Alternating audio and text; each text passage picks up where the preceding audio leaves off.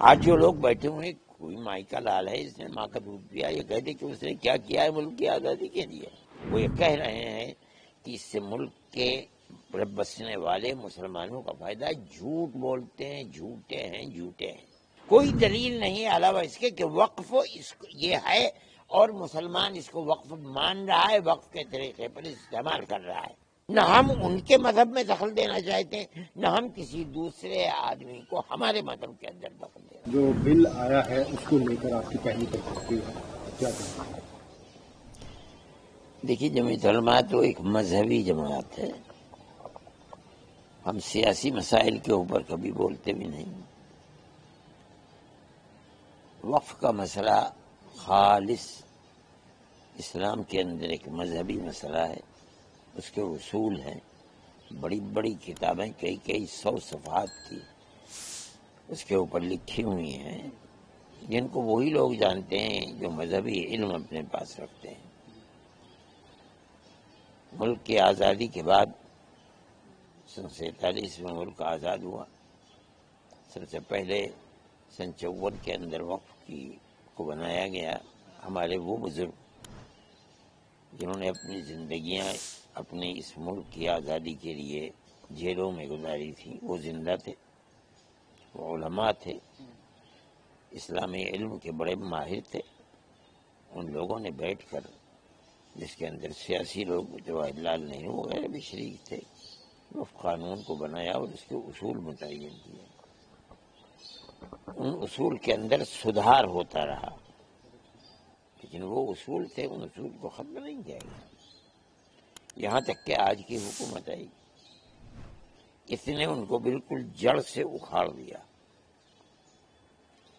کہنے کو یہ بات ہے کہ ہم اس کی اصلاح کر رہے ہیں، لیکن حقیقت اور واستوکتا یہ ہے کہ وہ اصول جن کو علماء نے بنایا تھا اور بنوایا تھا، جن کی قدر تھی، اس لیے کہ جو سیاست میں بیٹھے ہوئے تھے وہ لوگ اور جنہوں نے بنوایا تھا وہ لوگ دونوں جیلوں کے اندر انہوں نے زندگی گزاری تھی. انگریز کی جیلوں کے اندر تھے، وہ ان کی قدر و قیمت کو پہچانتے تھے. آج کی صورتحال بالکل اس سے الگ ہے. آج جو لوگ بیٹھے ہوئے کوئی مائی کا لال ہے، اس نے ماں کا دودھ پیا، یہ کہتے کہ اس نے کیا کیا ہے ملک کی آزادی کے لیے. آج کی جو صورتحال ہے وہ بالکل الٹ گئی. وہ یہ کہہ رہے ہیں کہ اس سے ملک کے بسنے والے مسلمانوں کا فائدہ ہے. جھوٹ بولتے ہیں، جھوٹے ہیں، جھوٹے ہیں.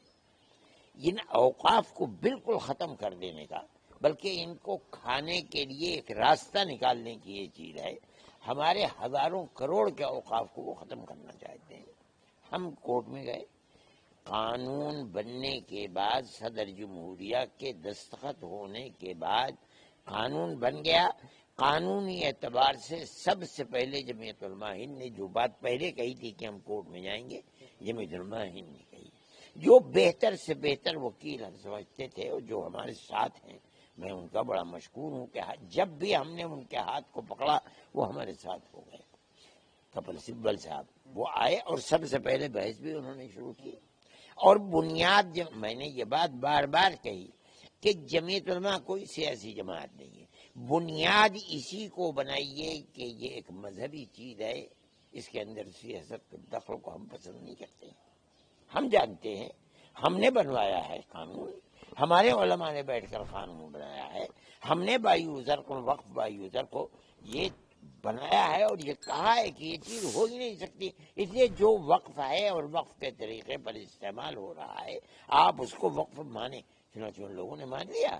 کوئی دلیل نہیں علاوہ اس کے کہ وقف یہ ہے اور مسلمان اس کو وقف مان رہا ہے، وقف کے طریقے پر استعمال کر رہا ہے.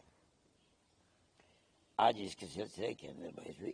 ہم تو اللہ کا شکر ادا کرتے ہیں اور ہم ان ججز کو بہت بڑا ملک کا وفادار سمجھتے ہیں جو اس مسئلے کے اوپر کر رہے ہیں. اور جو تبصرے اس کے اوپر ہو رہے ہیں وہ یہ کہ جو ہمارا موقف تھا، اسٹینڈ تھا، اس اسٹینڈ کی تائید ہو رہی ہے. بائی یوزر کی بھی تائید ہو رہی ہے. وقف کے اندر غیر مسلموں کو داخل کر دینا کوئی چیز نہیں ہے. جس دن پیدا ہوتا ہے اس دن سے لے کر جس دن آدمی کی موت ہوتی ہے، 80 سال میں، 100 سال میں، 150 سال میں، 200 سال، کوئی زندگی کا پہلو ایسا نہیں ہے جس کے اندر جائز ناجائز حلال اور حرام نہ ہو. یہ اسلام کی خصوصیت ہے، وشیشتا ہے. ہم جانتے ہیں، کون جانتا ہے اس کو؟ ہم کہتے ہیں کہ یہ وقف ہمارا ہے، مذہبی چیز ہے. ہم کسی مذہبی چیز میں کسی کا دخل کو دینا، نہ ہم ان کے مذہب میں دخل دینا چاہتے ہیں، نہ ہم کسی دوسرے آدمی کو ہمارے مذہب کے اندر دخل دینا چاہتے ہیں. ہم یہ سمجھتے ہیں کہ جس طرح چل رہی ہے، جو اس وقت ہم نے دیکھا ہے، یہ بڑی خوشی کی بات ہے. اور اس ملک کی خوش قسمتی ہے جس ملک کے اندر ہم رہتے ہیں کہ چیف جسٹس اور ان کے ساتھیوں نے بیٹھ کر یہ کہا کہ جو ملک کی صورتحال بنتی چلی جا رہی ہے وقف کے اوپر، ہمیں اس کے اوپر تشویش ہے اور ہم بڑی جلدی اس مسئلے کو حل کرنا چاہتے ہیں. میں اس کو بڑی خوشی کے ساتھ قبول کرتا ہوں.